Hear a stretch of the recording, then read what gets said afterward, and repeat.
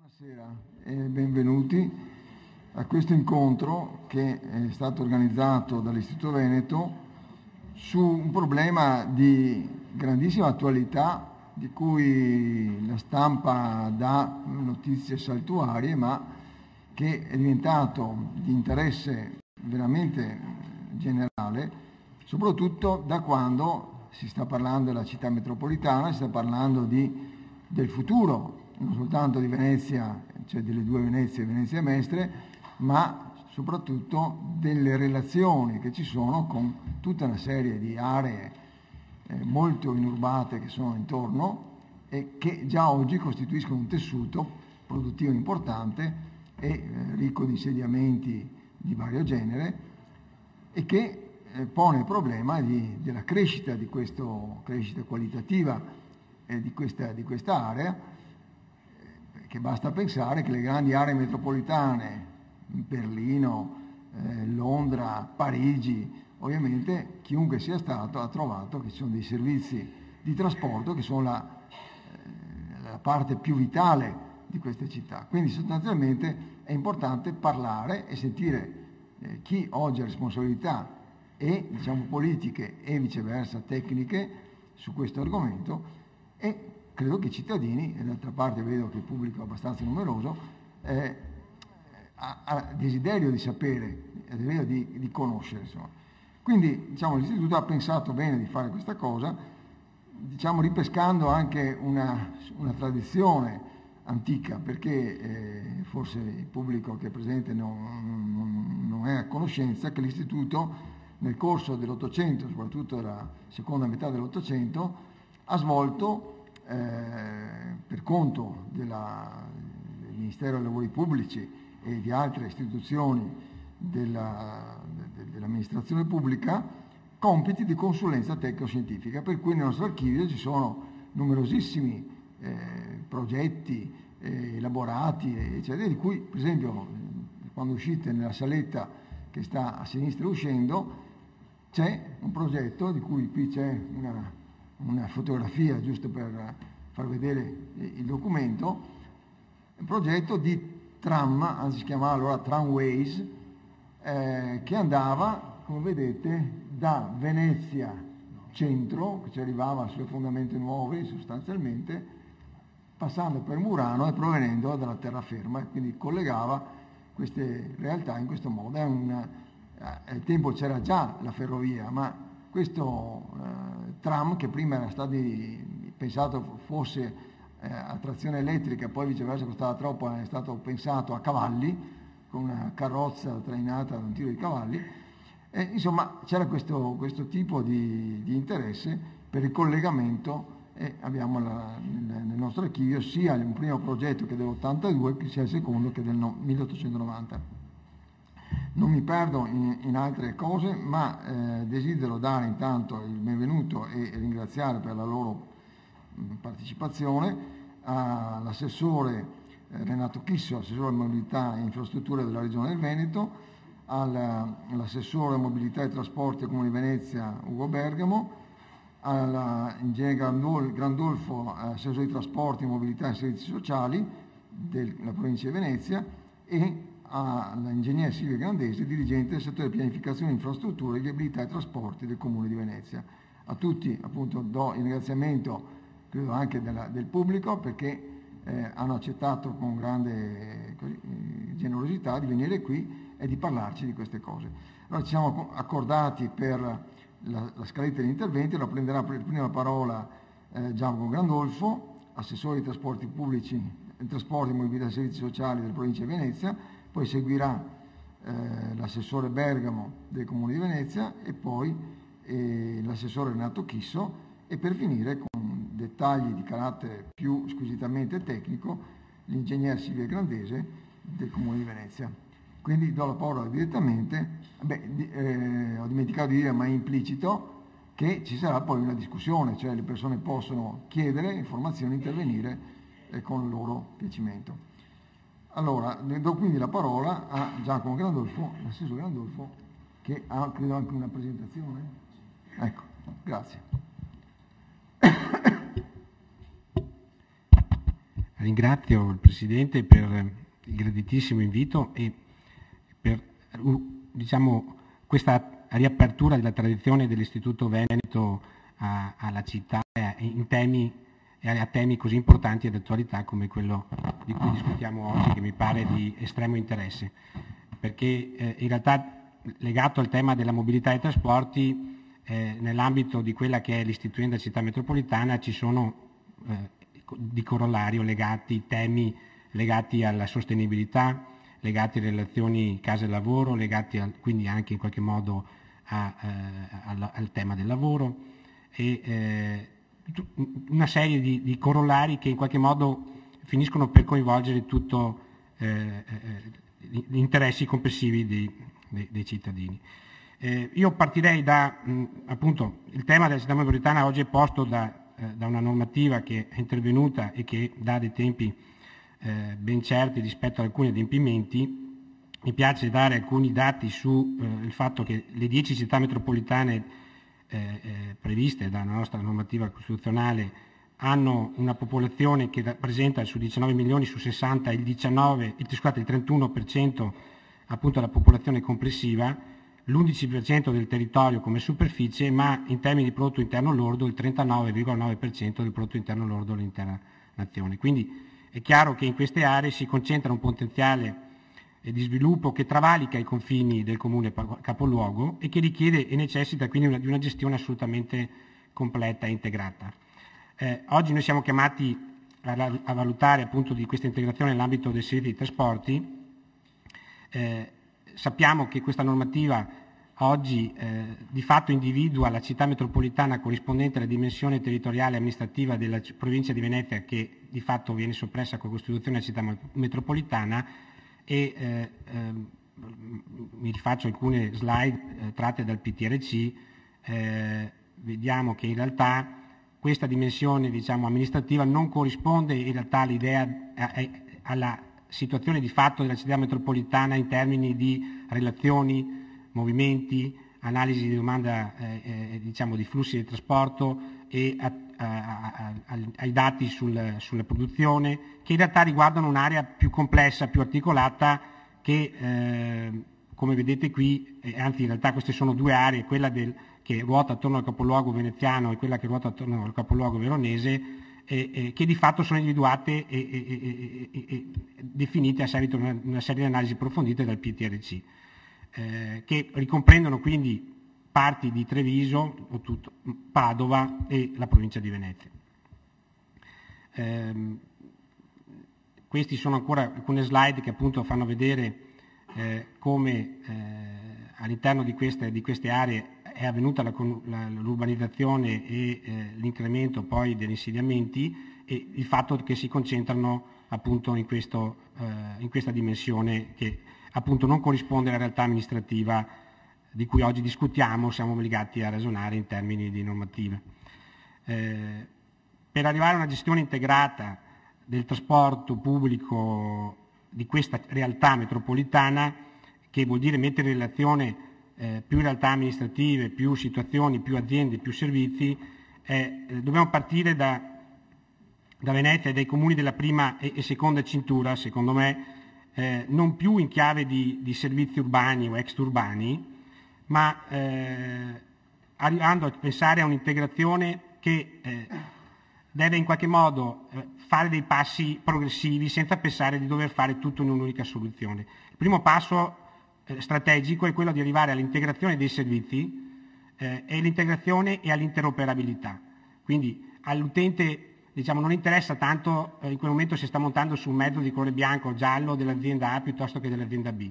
Interessa con un unico biglietto o un'unica carta di poter salire su un mezzo, cambiare sistema e in tempi certi e con garanzia e qualità di sistema poter arrivare a una determinata destinazione e avere certezza di questo servizio anche rispetto alla qualità.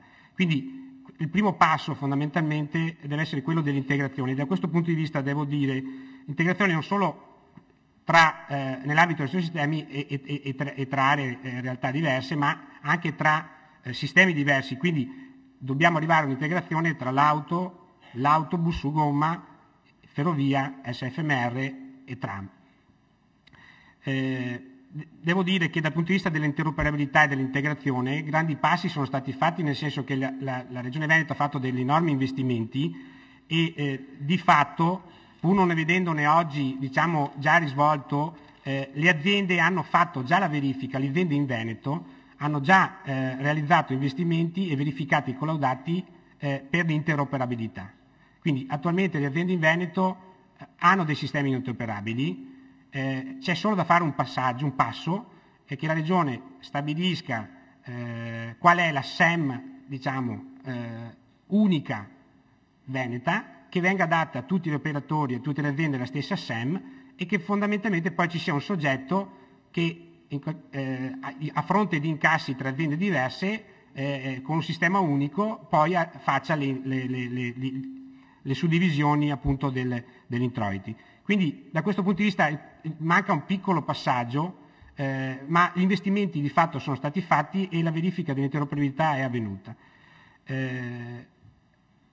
Come dicevo, nell'ambito di questa ipotesi della politica di piccoli passi, vediamo cosa riusciamo per proporci all'esterno, per proporci la realtà diciamo, di questa realtà metropolitana della dimensione di Padova, Treviso e Venezia. Dobbiamo cominciare ad operare all'interno del Comune di Venezia, dei comuni capoluogo della prima cintura, lavorando sui servizi che già ci sono e cercare di capire, e questo lo possiamo fare da subito, senza aspettare che venga costituita la città metropolitana, e quindi preparare, tra virgolette, e precedere determinati passaggi amministrativi attraverso delle azioni concrete e attraverso le competenze che abbiamo già, cominciare ad analizzare, e questo lo stiamo facendo in rapporto, in collaborazione con il Comune di Venezia, quali sono i servizi resi e analizzando questi vediamo che c'è una forte sovrapposizione tra servizi che oggi vengono chiamati urbani e servizi extraurbani, con una suddivisione che nella logica della città metropolitana non potrà più essere, per cui ci deve essere un unico fondamentalmente servizio, e questa sovrapposizione è frutto in qualche modo di una sovrapposizione nel tempo di risposte a singole domande di singoli comuni e enti, con una serie di servizi che si sono via via andati formando sul territorio, ma che non hanno in qualche modo una logica di integrazione complessiva. Cerchiamo di fare degli esempi. Quindi il primo passo per poi proporci all'esterno è quello di guardare alla nostra realtà, quindi della grande conurbazione del comune capoluogo e tutti i comuni della cintura, perché di fatto oggi l'azienda CTV dà un servizio a quasi tutti i comuni della provincia, assieme all'azienda TV a tutti i comuni della provincia e anche extra provincia, perché arriviamo a Padova e arriva a Treviso. Questi sono alcuni dati sugli spostamenti in ingresso nell'area veneziana. Vedete che il 52-67% è col mezzo privato, in treno il 24-28%, in autobus il 6-14%. Il totale di spostamenti pendolari che hanno come fulcro il capoluogo veneziano sono 173.000. Cosa abbiamo fatto? Abbiamo analizzato, e questa presentazione tende in qualche modo a rendere facilmente comprensibile quelle che sono le attuali linee. Noi partiamo dalle linee extraurbane e che di fatto sulle direttrici principali, per questo è la Noale Venezia, fanno un servizio che si somma e si sovrappone in parte al servizio urbano, con la caratteristica, e io dico la qualità per il cittadino veneziano, che non è su tutti i capoluoghi, di poter usufruire indifferentemente dei servizi extraurbani e servizi urbani con un unico abbonamento o con un unico biglietto. Sono poi gli enti in qualche modo che hanno trovato o cercano di trovare tra loro determinati equilibri, per cui l'utente veneziano non è che si monta su un autobus extraurbano deve avere uno specifico titolo. Questa linea, questi sono i dati di una verifica origine e destinazione che abbiamo fatto in collaborazione con la CTV meno di qualche mese fa.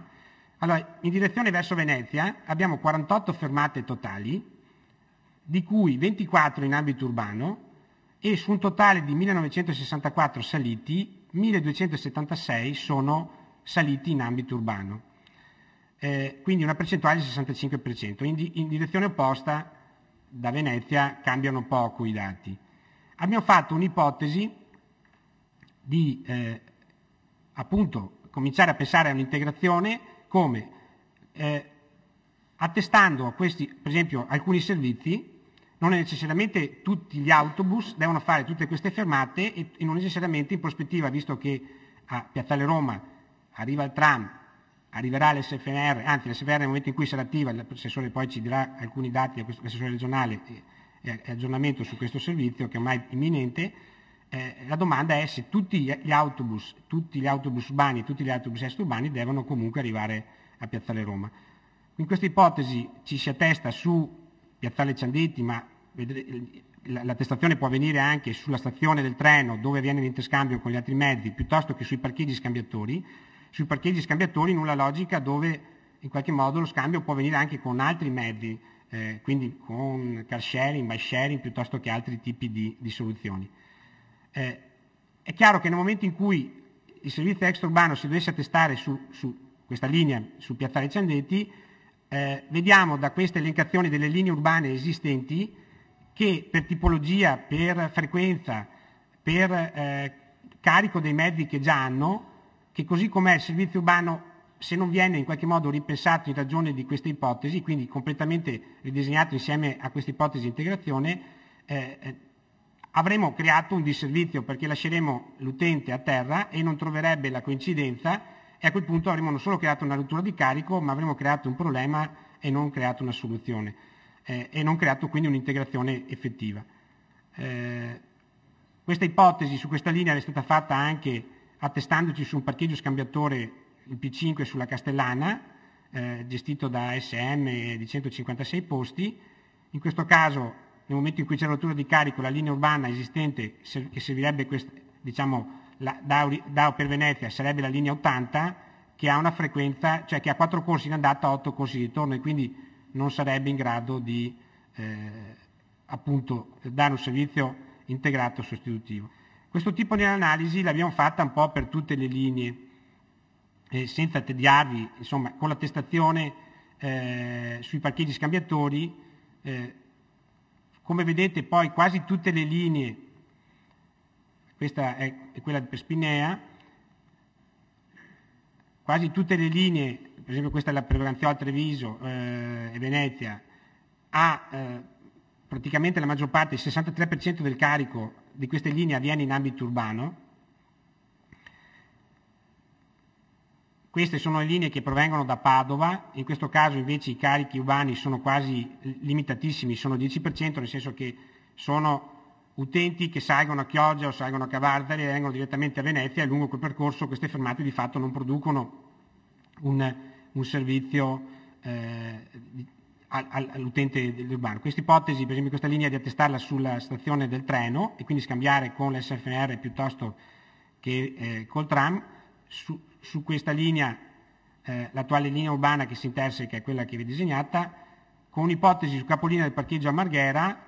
L'integrazione può avvenire, oltre che con la linea, scusatemi, non va avanti, ecco qua, sì, con l'ITRAM, e senza in qualche modo ulteriormente tediarvi, vado avanti. Questa analisi è stata fatta un po' per tutte le linee. Il tema quindi è quello di uscire, cominciando dal comune capoluogo e da tutti i comuni della prima cerchia e della seconda cerchia, a lavorare sui servizi in essere, a evitare e eliminare sovrapposizioni. Con questo vuol dire recuperare anche risorse e utilizzare queste risorse per arrivare a un servizio integrato. È chiaro che nel momento in cui riusciamo a fare questo passaggio siamo forti e in grado di proporci per un ragionamento di area metropolitana con le altre realtà, che non venga visto semplicemente come un tentativo, tra virgolette, di egemonico o di altro tipo, ma venga proprio visto come un servizio utile e integrato.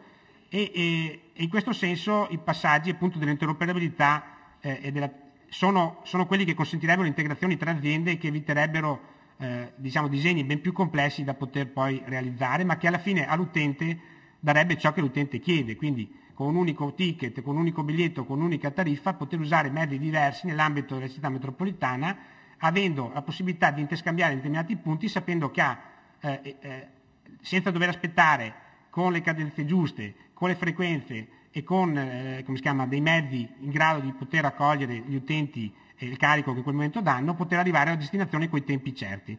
Questo è un dato che mi pareva importante darvi. Attualmente i servizi su gomma, autobus extraurbani e urbani sul Ponte della Libertà, che quelli che vi ho fatto vedere le linee prima, percorrono circa 8 milioni e 9 milioni di chilometri. Con questa ipotesi di attestazione si avrebbe un risparmio di circa il 22%, sono 2 milioni di chilometri. Voi capite bene che 2 milioni di chilometri, o in presenza di minori risorse e minori trasferimenti, potrebbe essere una strategia e una scelta per in qualche modo non ridurre il servizio a fronte di minori risorse, oppure in presenza di medesime risorse arrivare a utilizzare queste risorse per arrivare a integrare e valorizzare e migliorare i servizi lì dove ci sono delle criticità. Lascio con una slide che è il tema, mi pare anche importante, e che si pone per la città di Venezia, che è quello nel momento in cui tutti i servizi, sia il sistema ferroviario metropolitano che il servizio su tram, saranno attivi e arriveranno a Piazzale Roma, se tutti gli autobus che sviluppano 3.800.000 chilometri sul Ponte della Libertà senza caricare né scaricare, che di fatto non fanno servizio, debbano arrivare in prospettiva a Piazzale Roma. Tra i temi legati alla mobilità,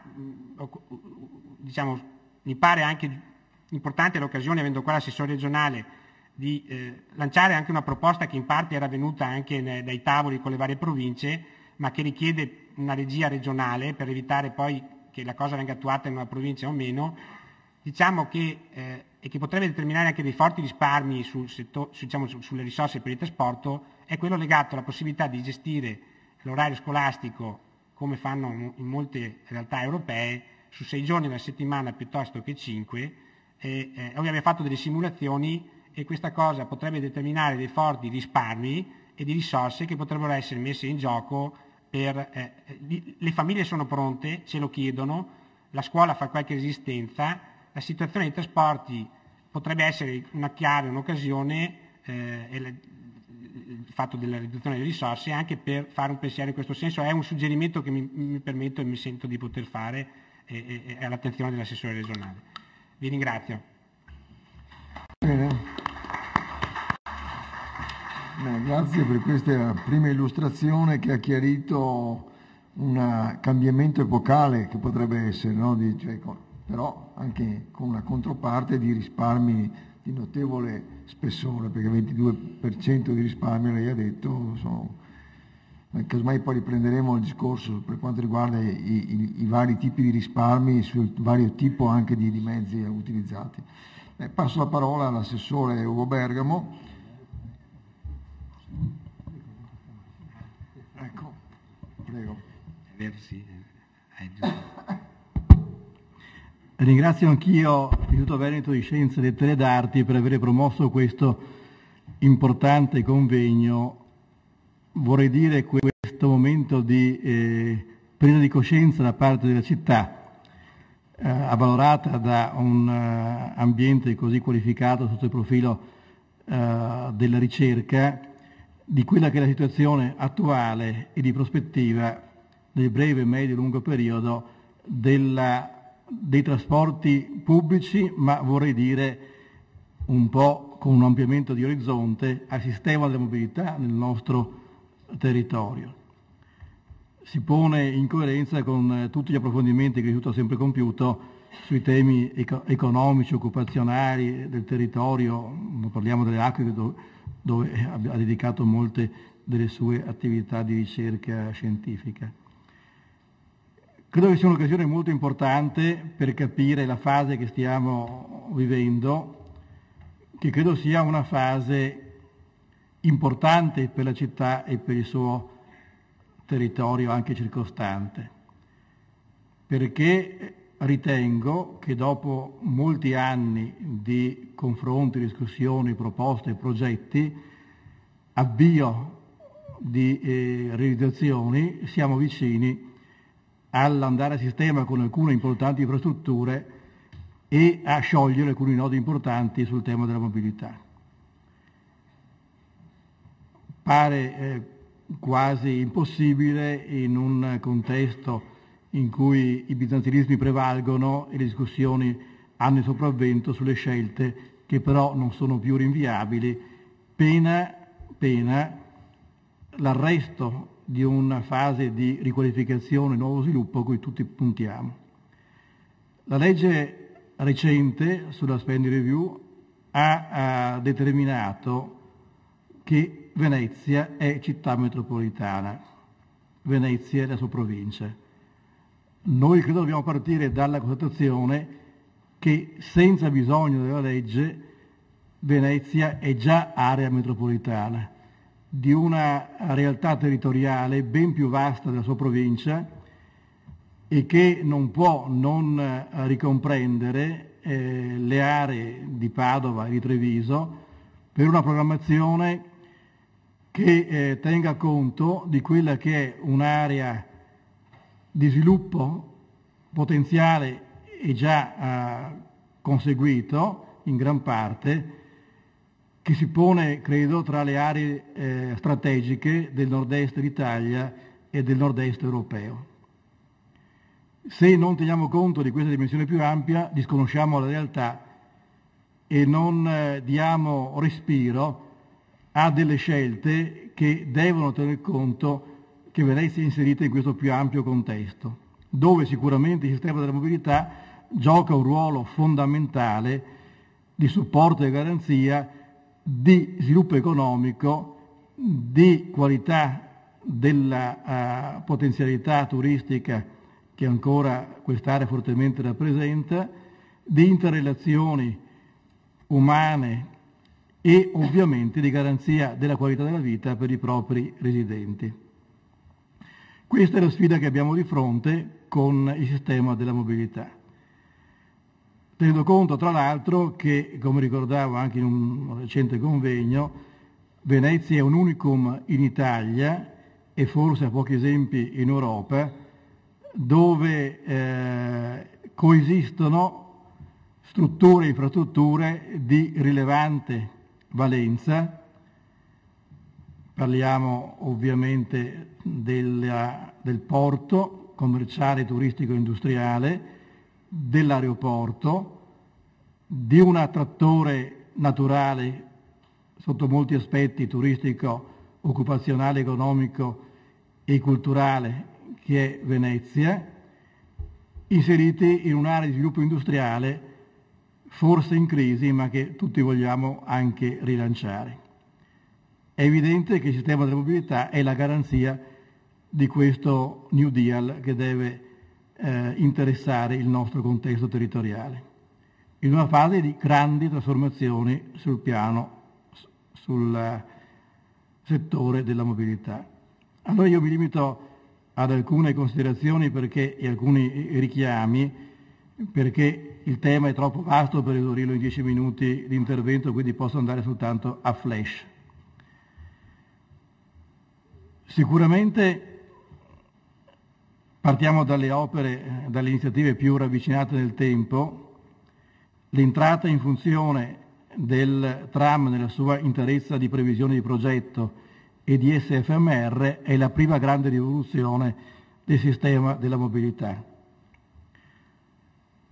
Penso che il 2014 sarà l'anno di piena entrata in esercizio sia dell'una che dell'altra infrastruttura, che daranno la dimensione di quello che vuol dire sia per chi attualmente utilizza il mezzo automobilistico per gli spostamenti da e verso la città, centro storico, sia per chi utilizzava già il mezzo pubblico questa realizzazione. Il tram che prevede lo sviluppo pieno da Favaro passando per Mestre fino a Marghera e poi da Marghera e da Favaro e da Mestre fino a Venezia per Sale Roma, ma che noi riteniamo come amministrazione comunale possa nell'ambito di questo periodo amministrativo, di questa tornata amministrativa, anche consolidare il suo attestamento a San Basilio e il suo attestamento in direzione ospedale. È evidente che questo sistema, questa infrastruttura così completa e organica determina una nuova accessibilità alla città e, collegata con l'entrata in funzione di SFMR, di cui parlerà più ampiamente sicuramente l'assessore Chisso, rivoluziona anche il sistema sotto il profilo della mentalità e delle abitudini quotidiane di residenti e non per la fruizione del mezzo pubblico, con l'obiettivo di trasferire il maggior numero possibile in questo contesto di persone che utilizzano l'auto rispetto a quelle che utilizzano il trasporto pubblico, pensando che in questo contesto urbano e metropolitano sia più conveniente muoversi con il mezzo di trasporto pubblico che non con la propria autovettura, garantendo quindi contestualmente anche una qualità della vita ben più positiva di quanto viviamo oggi nel caos del traffico e con l'inquinamento atmosferico che ne è conseguente. Questa credo sia la sfida che abbiamo di fronte. Questo comporta ovviamente, una volta che si va a regime, riorganizzare completamente il trasporto pubblico locale per quanto attiene la parte di automobilistico, perché sempre più attorno alle stazioni del SFMR e del tram dovranno essere riorganizzati servizi che a quel punto avranno una valenza a cerchi concentrici di servizio e non a garantire, come di fatto fa oggi, e già l'assessore Grandolfo lo ricordava, che tutti i mezzi da qualunque punto provengano della città o dell'extraurbano o di comuni limitrofi debbano per forza arrivare a Piazza di Roma con inutili e costose sovrapposizioni. Bisogna spiegarlo e farlo entrare nella mentalità quotidiana, l'interscambio, che è apparentemente un disagio, però può diventare ovviamente una grande opportunità.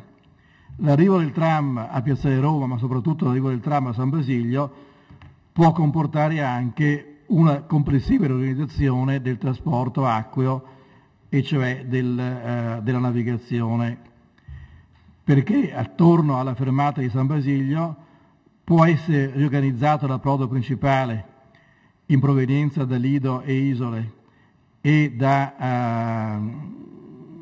centro storico, parliamo delle zone più attigue ovviamente all'area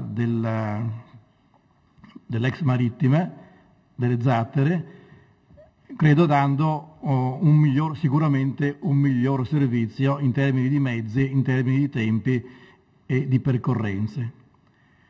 Come ovviamente va ripensato il sistema degli accessi, garantendo anche una diversificazione degli approdi principali.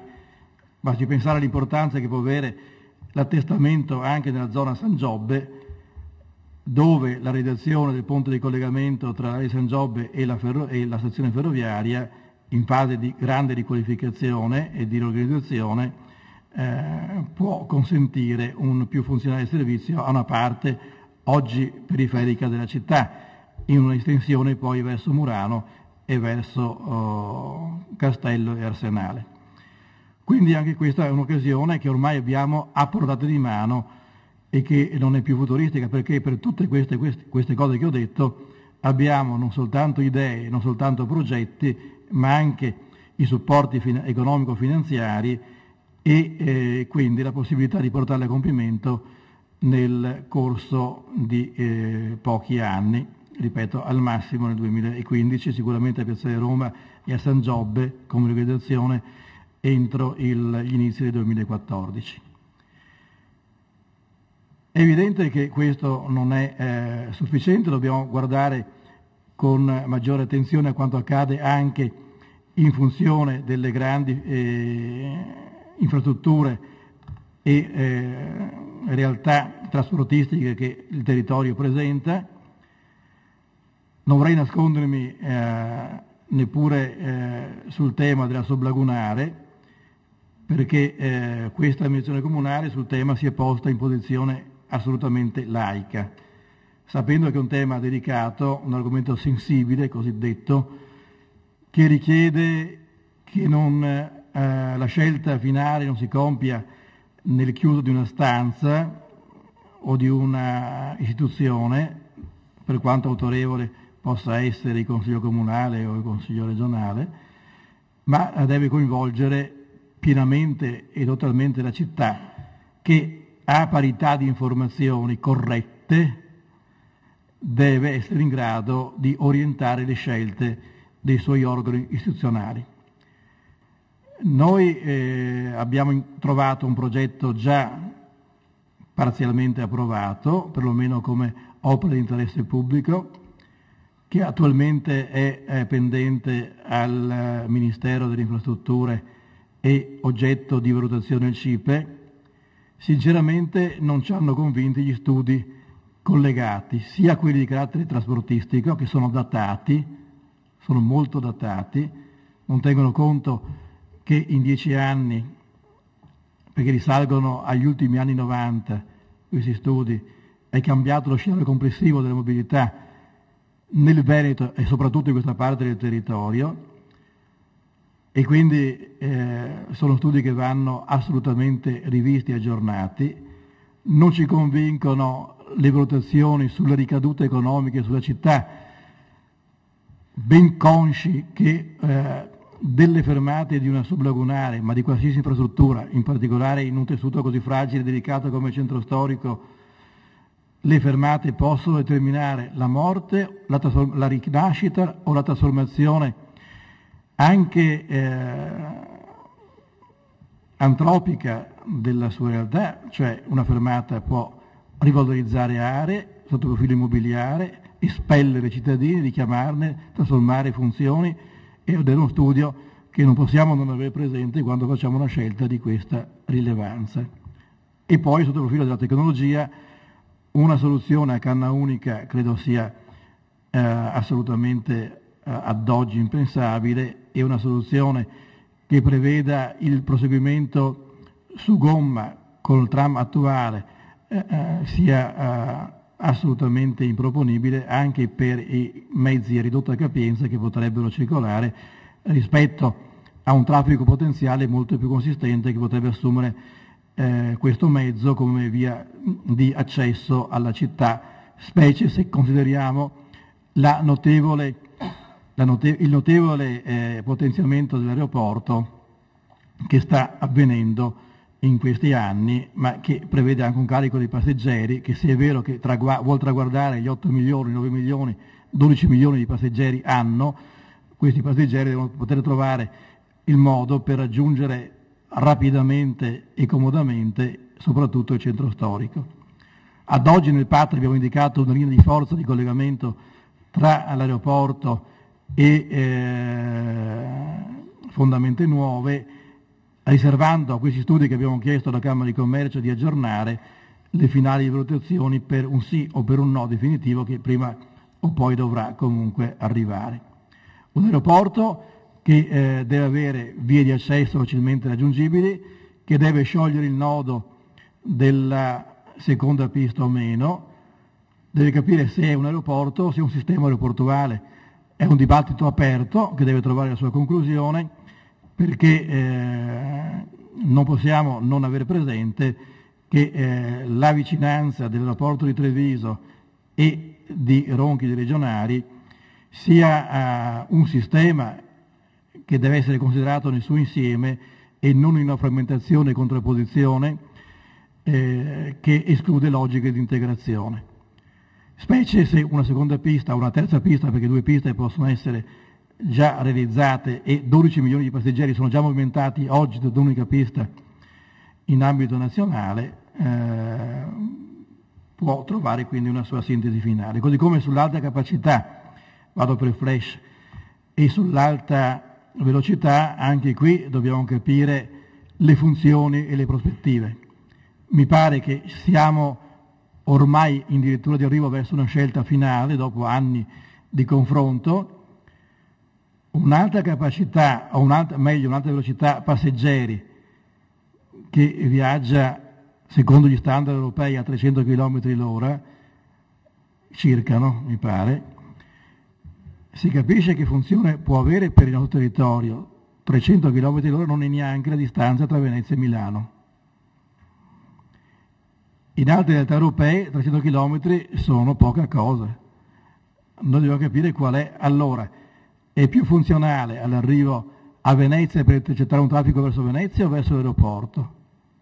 Noi abbiamo previsto nel nostro come comune, come proposta, che ovviamente la stazione principale possa essere, debba essere Mestre, con proseguimento fino a Venezia, e sia da rendere possibile anche l'arrivo come alta velocità in aeroporto, ma non solo esclusivamente in aeroporto, dove lo sviluppo di SFMR può costituire la vera opportunità, ricorrendo sempre a quel concetto di interscambio di cui prima parlavo, senza dispendio di risorse che non sono troppo consistenti in questo dedicato momento. Siamo in una fase anche importante per definizione della Romea commerciale, altra struttura importante che credo darà un assetto finale al sviluppo verso il centro-sud e soprattutto verso il Tirreno, così come un porto competitivo non può non avere un adeguato sistema di sviluppo anche di carattere ferroviario, e mi pare che i progetti consolidati del porto e di RFI facciano proprio dello snodo di Venezia Mestre lo snodo principale per i collegamenti verso il nord Europa e verso anche le aree della Slovenia che sono proprio ormai a confine non soltanto in termini territoriali ma anche in termini di un comune omogeneo sviluppo. Un porto che tra l'altro, trasferendo il Ro nel giro ormai di pochi anni completamente e definitivamente a Fusina, ha bisogno di vedere realizzate, e li ha già finanziate, previste, progettate e sono già in fase di attuazione, i collegamenti funzionali con il sistema autostradale che deve consentire all'industria e al porto di non avere quell'interruzione dell'ultimo miglio dove il dramma inizia quando la merce non viene lavorata e perde competitività quando esce dalla fabbrica per raggiungere l'utente finale. Questo è il compito che ci siamo assunti in questi mesi.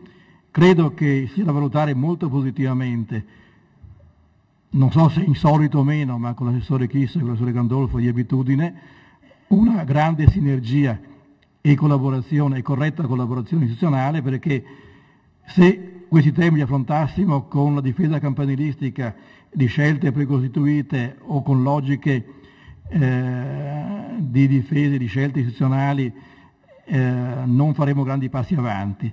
Abbiamo sempre ragionato con un confronto serio, con un confronto corretto, con una condivisione finale delle scelte che permetteranno a queste di non essere più soltanto prospettive e utopie, ma come lo sviluppo e la riqualificazione del territorio sotto il profilo anche occupazionale, anche economico, ma anche sociale e culturale richiede.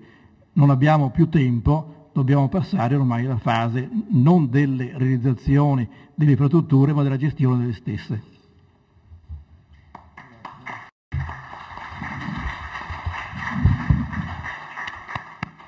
Grazie all'assessore Bergamo che ha portato tutta una serie di flash, ma ciascuno dei quali apre un'enorme problematica.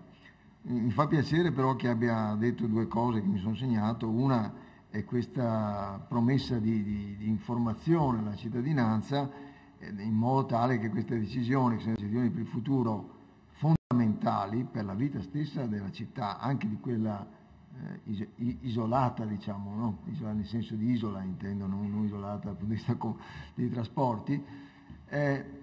Dicevo che è fondamentale questo futuro e parlarne, ovviamente bisogna parlarne con i cittadini, perché far capire loro il senso delle scelte, che è ovviamente argomentato e anche tecnicamente spiegato. E l'altra cosa che mi sono segnato è la sinergia, che mi fa molto piacere sentire che le persone che sono a questo tavolo sono persone che si parlano e che quindi il processo di arrivo a una decisione poi operativa dipende da tutta una serie di, come si potrebbe dire, di semplificazioni di quelle complessità che nascono appunto dai campanilismi, dalle difese del proprio ufficio, eccetera, eccetera. Ecco. non spendo altre parole, se non il fatto di ringraziare l'assessore Bergamo e poi do la parola all'assessore Chisso, che è assessore regionale, ci dà invece qualcosa di respiro che va oltre forse il problema di Venezia e sulla terraferma, ma di tutto quanto il complesso della regione. Prego. Grazie, anch'io voglio ringraziare voi tutti e l'Istituto Veneto di Scienze, Lettere ed Arti per aver organizzato questo momento di incontro. Io partirò dalle ultime affermazioni dell'amico Ugo, ringraziando Giacomo Grandolfo per come dire, l'approfondimento che in questi mesi, in questi anni ha fatto su tutto il versante dei trasporti che vi ha appena illustrato. E siamo arrivati ormai alla fine delle infrastrutture, oggi si tratta di metterle in sinergia. Perché, ecco, questa è la prima affermazione, raccogliendo l'indicazione del lei Presidente, che in tutti questi anni non è che uno sia andato da una parte e l'altro è andato da un'altra, c'è sempre stata una sottile linea, anzi più che una sottile, una forte collaborazione nel rispetto delle valutazioni delle singole amministrazioni. La Regione ha dato, ad esempio sulla sublagunare, ha dato il parere di competenza, ma la sublagunare non si fa se il Comune di Venezia non lavora. Noi siamo per accompagnare. Una cosa che ci ha accomunato in tutti questi anni è stato il disegno. E vedete, oggi ci si sta accapigliando attorno a una legge che io considero sconsiderata, della città metropolitana, e mentre oggi si sta ragionando sulle sovrastrutture istituzionali, quindi la città metropolitana, le difficoltà di tenere dentro tutti i comuni, la campagna acquisti delle altre province, la scomparsa delle province, lasciamo per un attimo fuori questo tipo di ragionamento, lo prenderò, cioè lo recupererò alla fine. In tutti questi anni noi siamo andati sempre e comunque a ragionare attorno all'area metropolitana, perché non ha senso ragionare come Veneto, come provincia di Venezia, come Venezia stessa e Mestre, non ha senso ragionare del microcosmo o del macrocosmo della città capoluogo del Veneto se non la si inquadra e se non si dà un respiro di area metropolitana.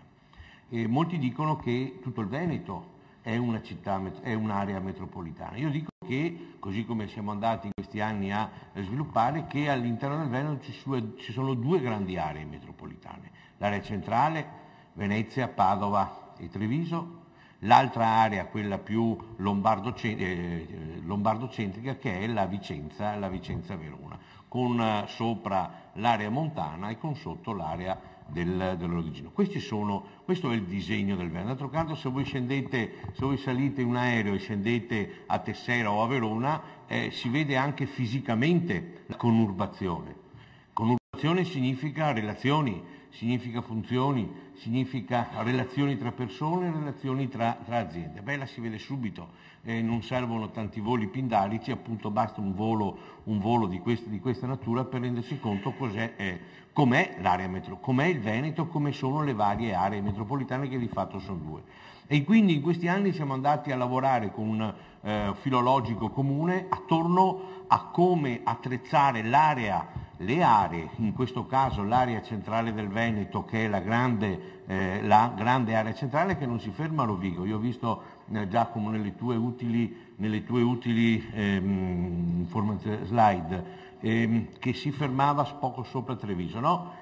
Quello è relativo alle funzioni. La grande area metropolitana ha come confine, come base a nord, l'area cioè il tracciato della Pedemontana, e quindi sopra Conegliano, Bassano, Schio e via dalla...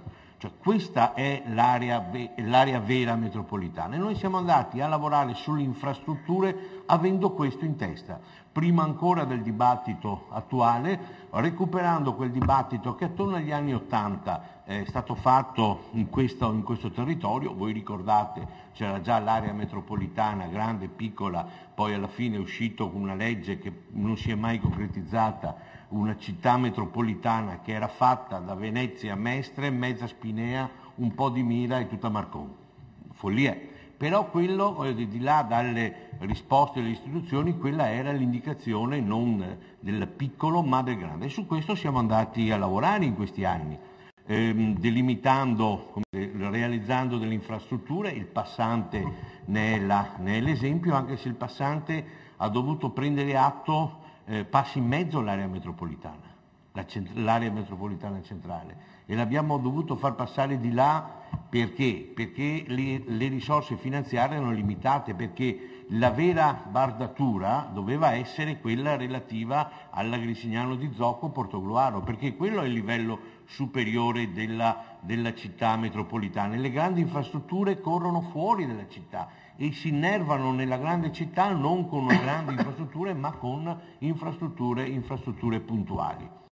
Meglio che sia stato realizzato, meglio piuttosto di niente, alla volte si dice meglio piuttosto, siamo riusciti a realizzarlo quello, e però passa all'interno della città, e noi dovremmo in qualche maniera, come voi vedete, innervarlo, lo si sta innervando nel resto della città. Quella sarà comunque nei prossimi decenni sarà una viabilità metropolitana. Già oggi non passa il centro della città, passa ai bordi della città metropolitana, quella stretta, e domani sarà superato, perché bisogna passare i bordi della città, sarà superato dall'arco superiore, che è la Pedemontana di fatto. Pedemontana in alto, A28 e terza corsia, con sotto l'altra parte la Romea commerciale, perché ormai si sta andando in cipe.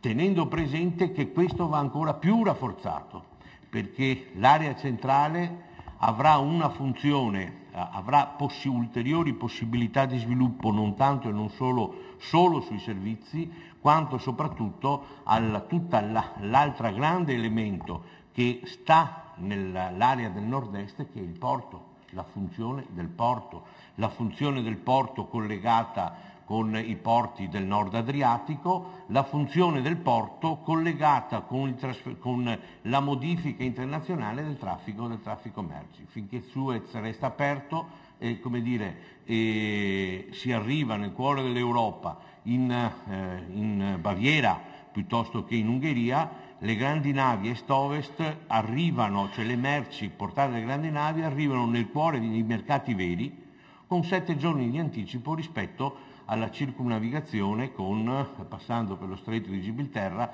poi su Anversa, Rotterdam e Amburgo, i porti del nord. Questa è la grande occasione che abbiamo di fronte, che bisognerà cogliere, bisogna cominciare a cogliere, bisognerà approfondire, ma soprattutto cominciare a realizzare.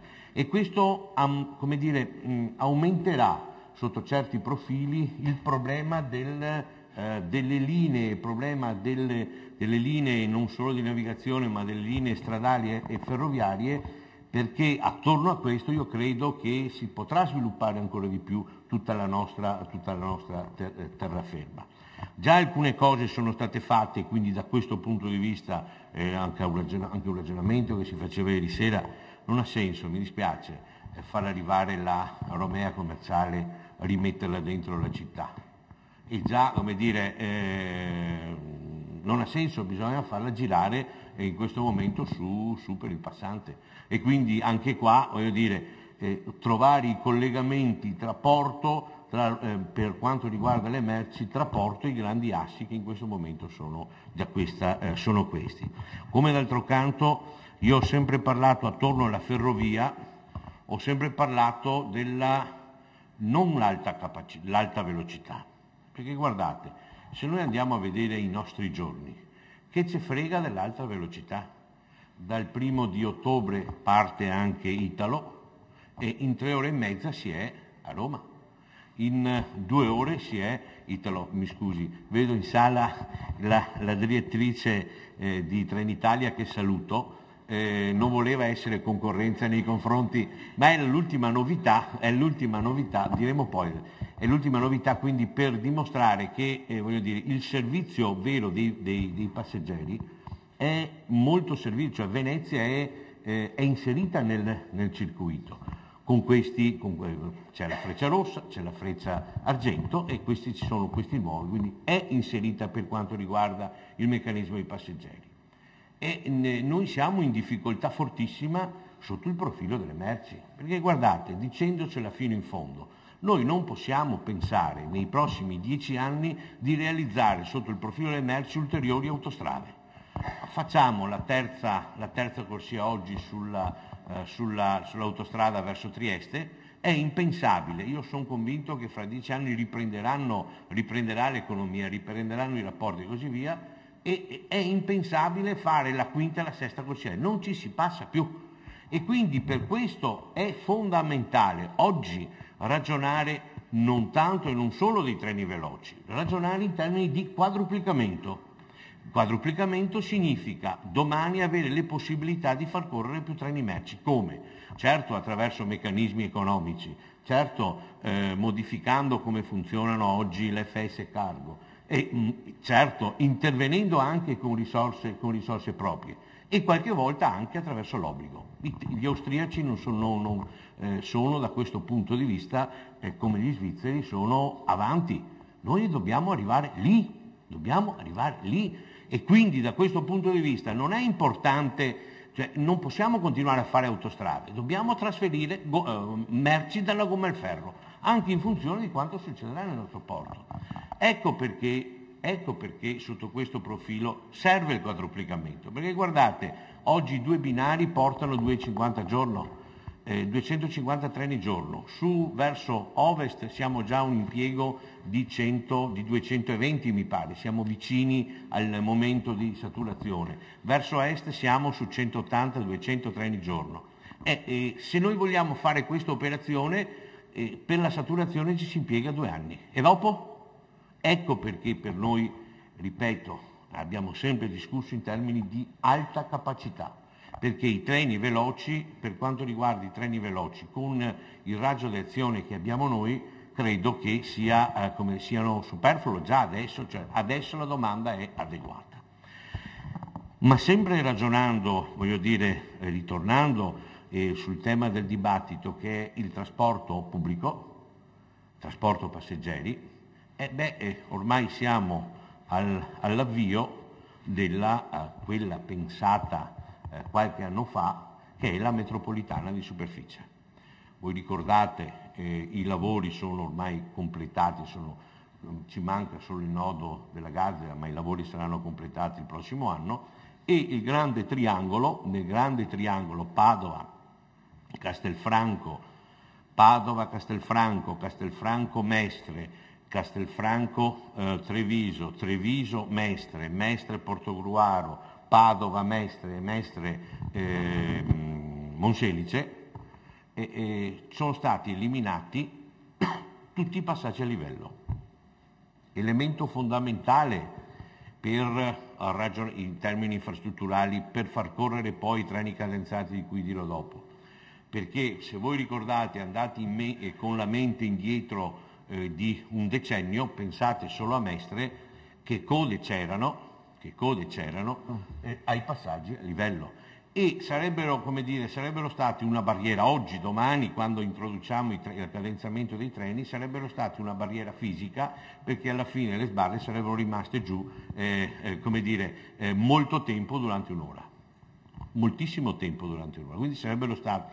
Questo significa anche aver dato la possibilità a chi esercirà il servizio a Trenitalia di avere un esercizio commerciale più veloce, cioè di aumentare i tempi di percorrenza, senza considerare il resto dei lavori fatti, oltre le nuove stazioni, l'aumento del livello dei marciapiedi per permettere, un'entrata e uscita più veloce e via di questo passo. Ecco, tutti questi lavori nell'area centrale sono finiti, sono iniziati nell'area esterna e adesso si tratta di partire con la gestione.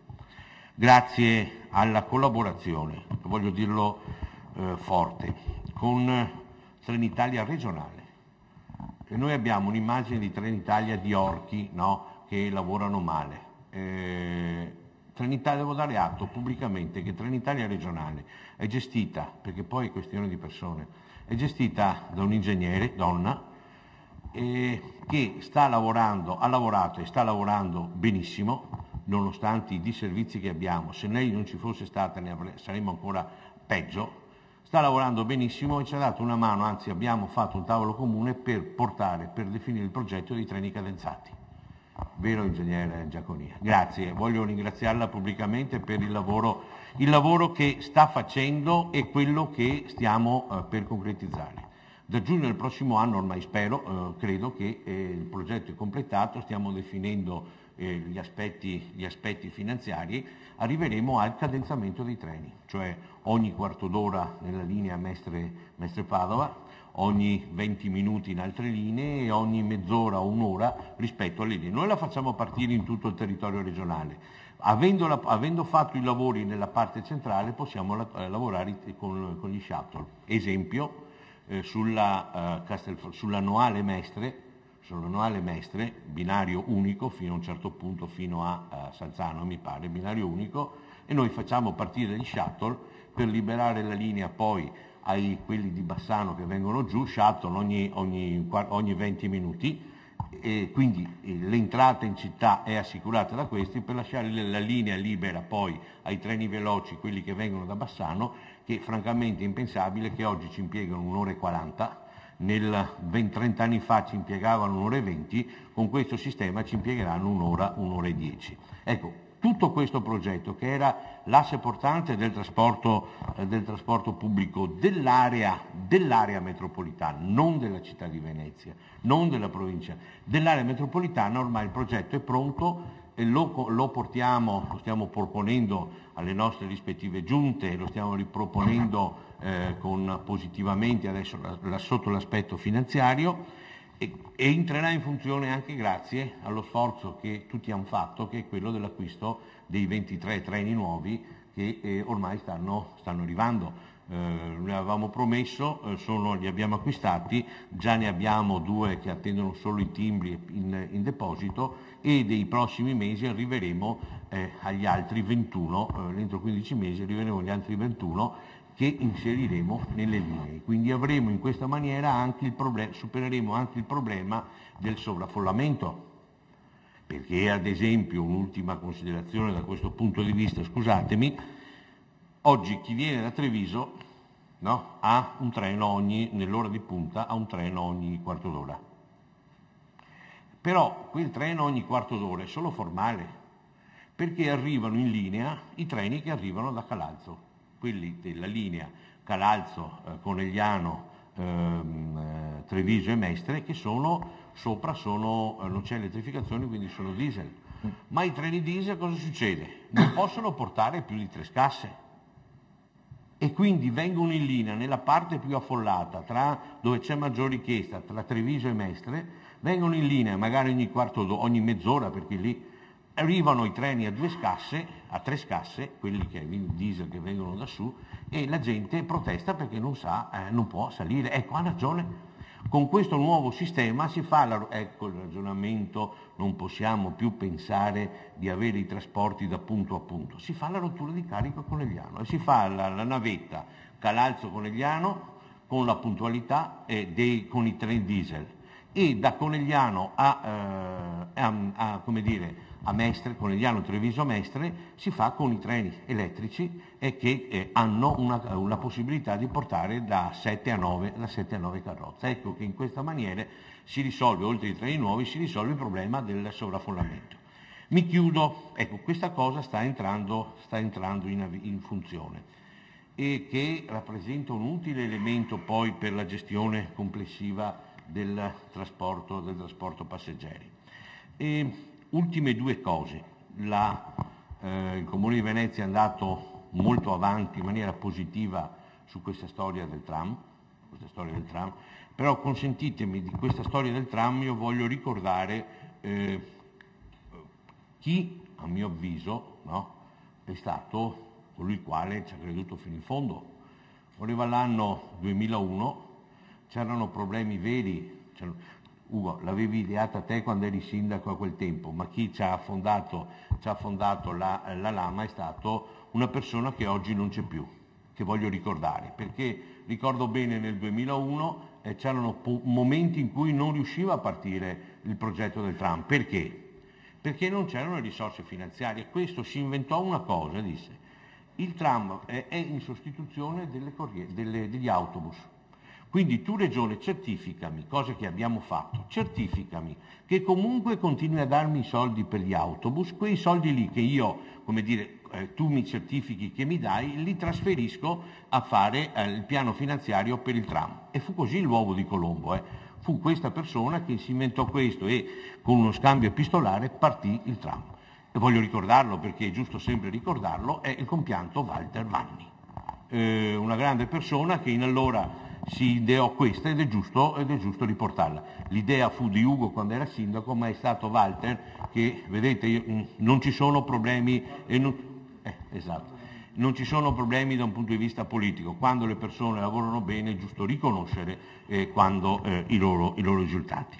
Ecco, il tram partì in allora e così via. E oggi dovremo porsi, caro Ugo, caro Giacomo, un altro tipo di problema. Va bene le risorse. Le risorse noi continuiamo a darle, seppur in misura limitata. Dovremo in qualche maniera ritarare i servizi come?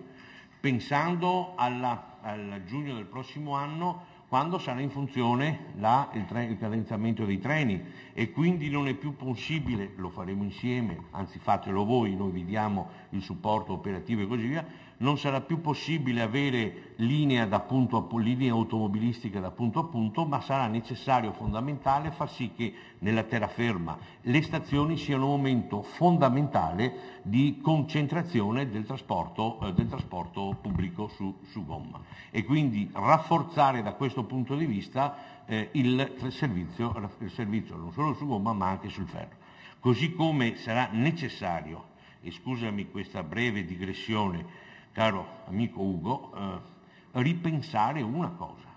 Il pubblico non può più continuare a dare risorse sui trasporti che sono commerciali, sui trasporti pubblici che vedono dentro il 99% dei turisti.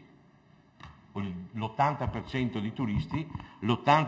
di turisti perché il pubblico non può pagare anche questo. Quindi, con uno sforzo comune, insieme, dovremo ripensare tutto il meccanismo della navigazione, perché è lì che si può ragionare in termini diversi, perché noi dobbiamo dare i servizi veri ai pendolari, ma soprattutto a coloro i quali abitano in città, e dovremo sul fronte dei turisti inventarci qualcos'altro, senza contributo pubblico.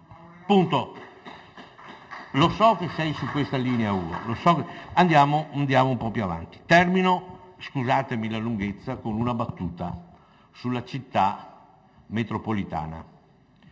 È stato fatto un tentativo sulla questione della città metropolitana, non tanto in termini istituzionali quanto in termini di servizi. Città metropolitana alla fine cosa significa?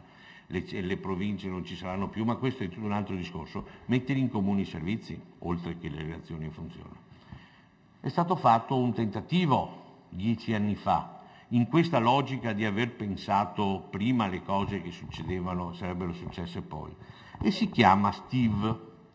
Per voi è un acronimo, non significa niente, ma era l'idea di mettere insieme le aziende di trasporto pubblico di Venezia, di Treviso e di Padova.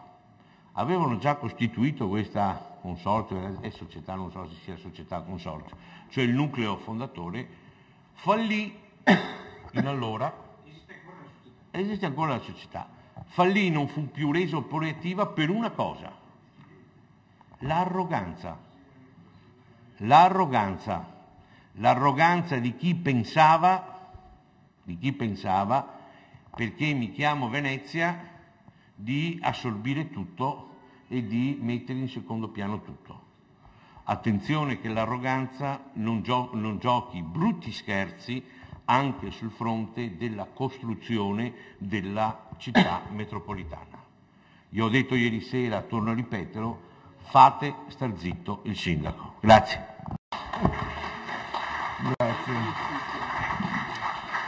Bene, grazie all'assessore Chisso che ci ha dato importantissime informazioni per me cittadino, per esempio questa cosa di treni cadenziati è una rassicurante prospettiva, ma non solo questo, perché ha parlato di molte cose e tutte di grande interesse. Ecco, adesso do la parola all'ingegnere Silvia Grandese, dirigente del settore pianificazione, infrastrutture, viabilità e trasporto del Comune di Venezia, che credo scenderà più sugli aspetti tecnici, diciamo. Grazie. Scusate, c'è il telecomando per gestire le slide, scusatemi. Spero che arrivi fin là. Sì. Buonasera, io cercherò di mettere un po' in rete quanto avete sentito con qualche slide e scendere un po' più nel dettaglio.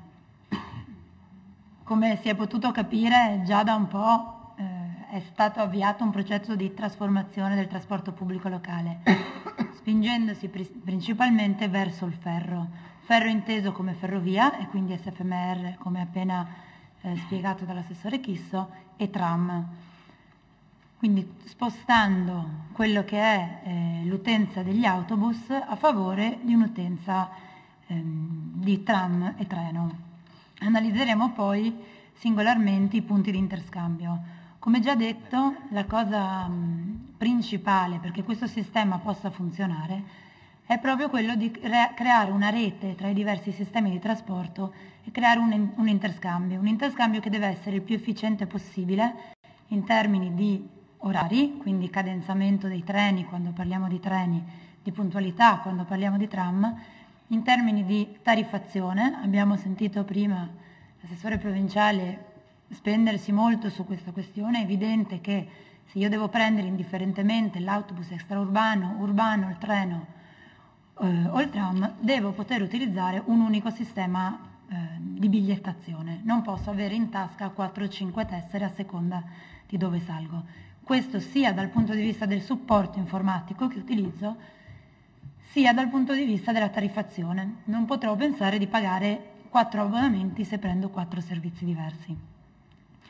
Questo processo è iniziato già da un po'. Prima si spiegava quali lavori, quali infrastrutture sono già state costruite. Basti pensare all'avvio del tram che è iniziato che è avvenuto alla fine del 2010, ultimissimi giorni del 2010, eravamo sotto Natale, oppure all'avvio di alcune stazioni SFMR realizzate nuove sul territorio del Comune di Venezia, quali Porta Ovest, che è la prima che si è aperta all'inizio del 2008, poi la stazione di Spinea, che era una stazione di Asseggiano, quindi nel nostro territorio, spostata un po' più a sud, che adesso è la stazione di Spinea per l'appunto, e l'ultima aperta è la stazione dell'ospedale, sempre però nel 2008.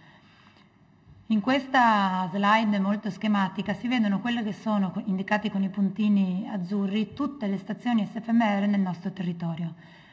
Allora è vero che il progetto dell'SFMR è molto più vasto, come ben spiegato un attimo fa dall'assessore Chisso, quindi copre tutta la regione, ma in particolare nel nostro territorio ci sono numerose stazioni. Quelle che ho elencato prima, in più quelle ovviamente già esistenti che sono Mestre Centro, Porto Marghera e Stazione Santa Lucia, più quella di Marocco lungo la linea del Terraglio, verso la fine nord diciamo del comune, e quello che anche l'assessore ha indicato come nodo della Gazzera, che in realtà sono 2 stazioni sulla linea di Castelfranco e sulla linea di Treviso, che sono la Gazzera e Via Olimpia. Via Olimpia, qui si vede anche un rendering in questa slide, è molto importante perché dà la possibilità di accedere pedonalmente proprio al centro di Mestre, è a pochi minuti a piedi da Piazza Ferreto, quindi diventa la stazione del centro di Mestre. Questo ovviamente per quanto riguarda i treni regionali. In più, se ne è parlato prima, la stazione dell'aeroporto, anche se questa è prevista in una fase successiva. Adesso anche l'amministrazione comunale sta spingendo perché si possa accelerare questa programmazione. È l'unico tratto in cui non c'è neppure la ferrovia attualmente. Le stazioni di Gazzera e di Olimpia invece sono in fase di esecuzione da parte della Regione Veneto e verranno concluse nel giro di 1 anno e mezzo. In questi punti deve avvenire l'interscambio tra gli autobus, come detto precedentemente, ma anche le macchine. Tutte queste stazioni ovviamente sono dotate di parcheggi scambiatori e ovviamente il treno, visto che stiamo parlando di un sistema ferroviario. L'importanza di questo sistema, come precedentemente accennato, sono le frequenze elevate. Uno deve andare in stazione conoscendo gli orari ma sapendo che è quasi come andare, diciamo, a una fermata dell'autobus. La qualità del materiale rotabile, ecco che è stato fatto un forte investimento sui treni che sono in arrivo. Il cadenzamento con orari quasi mnemonici, nel senso che non può ogni ora essere a un orario diverso, deve essere come l'autobus. Noi sappiamo per esempio che agli 0, ai 20, ai 40, in modo tale che sia facile ricordarsi e andare in maniera tranquilla in ferrovia. Le coincidenze con i mezzi diversi, quindi linea ferroviaria autobus, e quindi importante l'interscambio a queste stazioni, e come già detto la tariffazione integrata.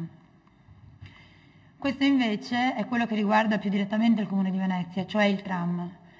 Queste sono le linee già approvate e in fase di realizzazione. Sono principalmente due, anzi non principalmente, scusate, sono due: la linea Favero-Cialdini-Venezia, che passa per il centro di Mestre e raggiunge Venezia, e la linea Cialdini-Marghera, la T2,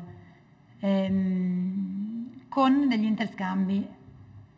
Sia alla linea di Favaro che alla linea di Marghera sono previsti due parcheggi, quello di Favaro è già costruito, per l'interscambio con la macchina. Prima di entrare in città ci si ferma e si prende il tram, che ha cadenza 10 minuti. Mentre il nodo di Cialdini, quello che si è visto anche in slide precedenti, è un interscambio con l'autobus, autobus urbano ed autobus extraurbano, perché ovviamente con il tram che arriva a Venezia e quindi a Piazzale Roma, molti autobus che fanno questa tratta dovranno fermarsi e fare l'interscambio con il tram. Il tram ha una capienza molto superiore a quelli degli autobus, parliamo di 200 passeggeri a vettura, e quindi vanno a sostituire diverse linee. I due punti fondamentali di interscambio, come detto, sono quelli tra treno e tram. Il tram passa sotto la stazione ferroviaria. Qui si può vedere qualche foto del cantiere, del buco sotto la stazione, sono foto di ieri, per cui il cantiere è esattamente così. E il tram passerà sotto tutta la stazione. La fermata è dove è indicata stazione interrata e si potrà accedere direttamente alla stazione sul primo binario. Quindi questo sarà un punto molto importante per l'interscambio tra mezzi diversi. Ovviamente in fronte al piazzale resterà l'interscambio con gli autobus che dovranno andare in altre parti della città. Su questo nodo noi insieme alla Regione Veneto stiamo partecipando a un progetto europeo che si chiama RailHack, che studia proprio gli hack, quindi i terminal ferroviari, in termini di reti e di stazioni.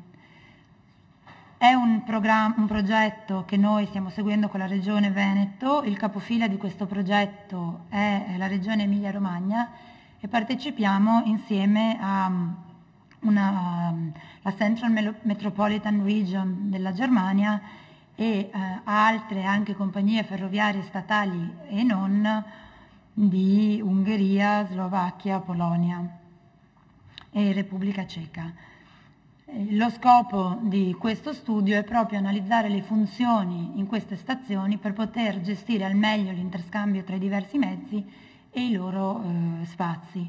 Questo lo facciamo su Mestre con lo scopo dell'interscambio appunto tra le diverse modalità di trasporto, ma anche su Venezia, con un fine un po' diverso, che è quello di gestire i flussi che escono dalla stazione. La stazione di Venezia è una stazione che ha 450 treni giorno che arrivano e gestisce 82.000 passeggeri al giorno per un totale quasi di 30 milioni all'anno, quindi un numero molto elevato.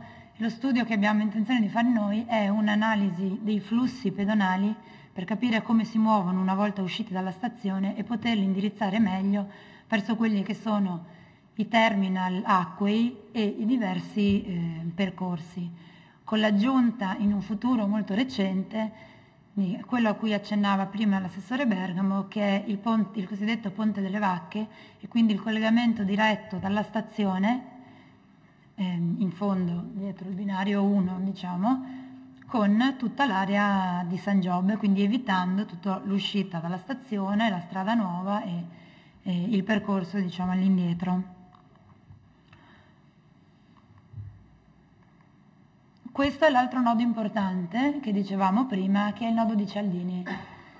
Il nodo di Cialdini è l'interscambio tram e autobus per tutte le linee che devono andare su Venezia, o quasi tutte, perché ovviamente non basta il tram per sostituire tutta la gente che arriva a Venezia, ma qui verrà fatto un grosso interscambio con gli autobus urbani ed extraurbani, come si diceva prima. Nella slide potete vedere poi un rendering di un piano di recupero che non è così, non avverrà domani mattina, come invece sempre nell'arco di questo anno e mezzo verrà attivato il nodo di Cialdini, prima solo con la direttrice Venezia-Marghera e entro l'inizio del 2014 anche con la direzione verso Venezia.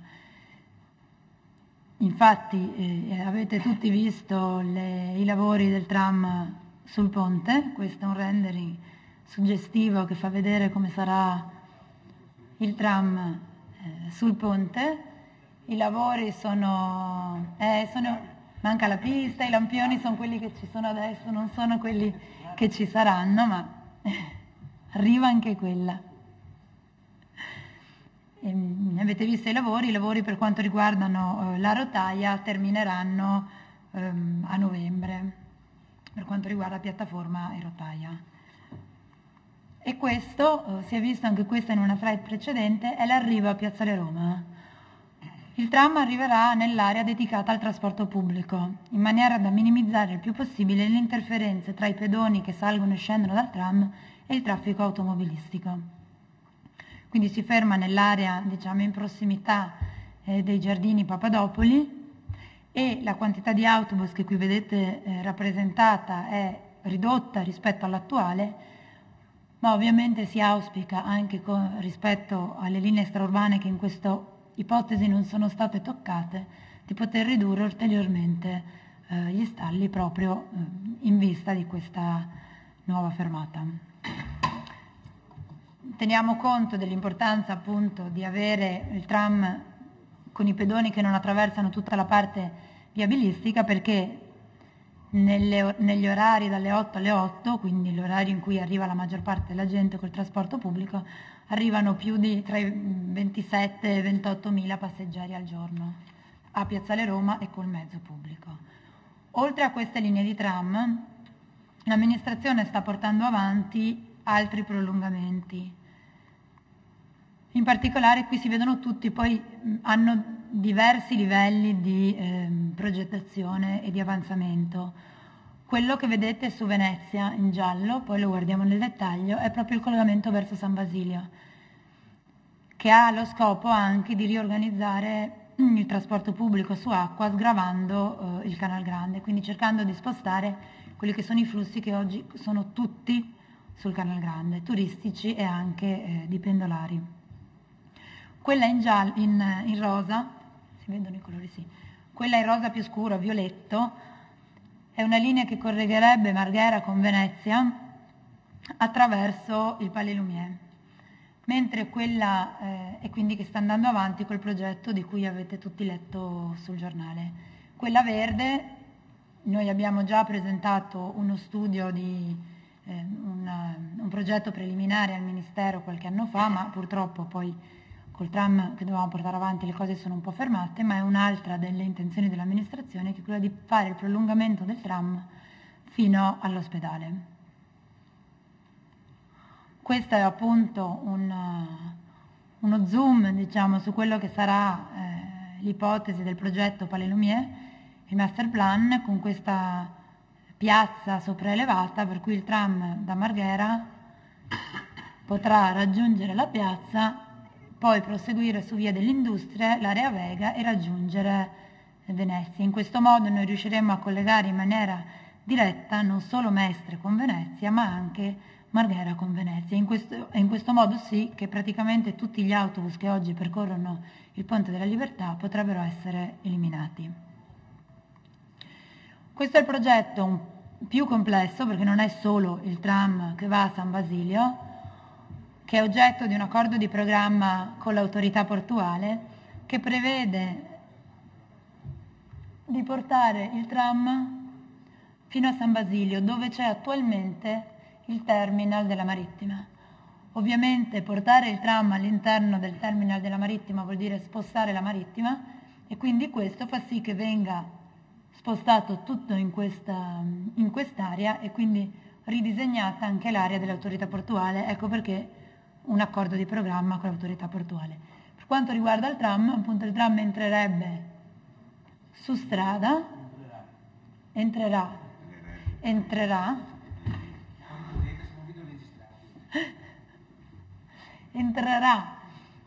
per poter servire anche tutta l'area di Santa Marta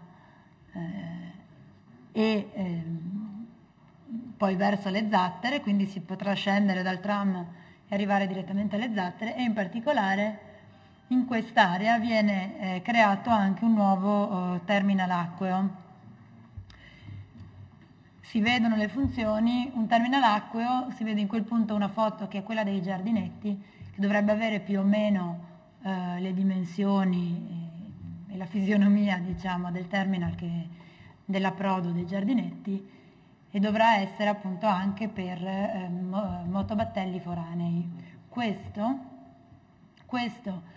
per far sì che, non interrompendo ovviamente completamente le linee gira città, perché comunque restano dei collegamenti interni alla città che andranno ad utilizzare i motoscafi così come avviene oggi, ma pensando che alcune linee potranno fermarsi a Piazzale Roma e partire da qua appunto con motobattelli foranei, quindi molto più capienti dei motoscafi che vengono utilizzati già adesso, per raggiungere le Zattere, San Marco e poi il Lido.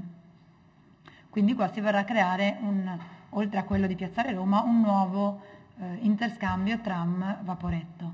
Questa slide viene dal piano della mobilità, che anzi per l'esattezza si chiama piano della mobilità di area vasta, sempre perché anche per studiare ciò che avviene nel nostro territorio ovviamente abbiamo dovuto analizzare e prendere in considerazione tutto ciò che avviene in un'area non solo con i comuni di prima cintura, ma molto più grande, quindi di un'area di città metropolitana.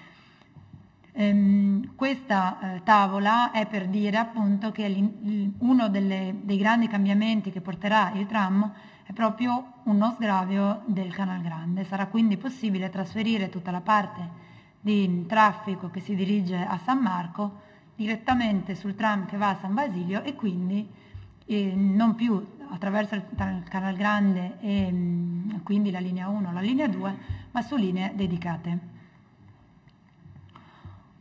Altre cose importanti che stiamo facendo in termini per quanto riguarda la mobilità acquea sono i nuovi approdi.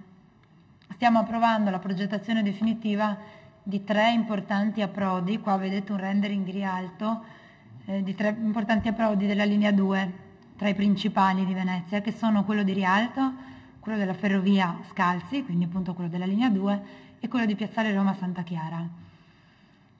Per cui dovrebbe partire già la gara quest'anno, e quindi l'anno prossimo dovremo iniziare a vedere questi primi 3. Questi sono solo i primi di un progetto complessivo di 5 milioni di euro, che prevedono anche un nuovo imbarcadero al Tronchetto Mercato, il Danieli, e poi gli altri di Piazzale Roma e Stazione, che ovviamente anche quelli hanno bisogno di essere sostituiti, quindi rinnovati. E poi, oltre a rinnovare, anzi a cambiare in quel caso gli approdi, in particolare sono stati acquistati nell'ultimo anno e mezzo 10 nuovi motobattelli che vengono utilizzati per il Canal Grande, nonché si sta procedendo insieme, grazie a un finanziamento anche del Ministero dell'Ambiente, alla rimotorizzazione dei vaporetti. Si parla di 50 rimotorizzazioni, quindi di un numero molto consistente. Attualmente 2 ne sono già stati messi in linea e 3 sono in costruzione. Questa rimotorizzazione dovrebbe avvenire con la normale manutenzione dei mezzi, e quindi svolgersi tutta nell'arco dei prossimi 5 anni. Questi motori permettono un minore impatto ambientale con riduzione di particolato e di idrocarburi, nonché meno rumore e quindi anche più comfort di viaggio. Grazie.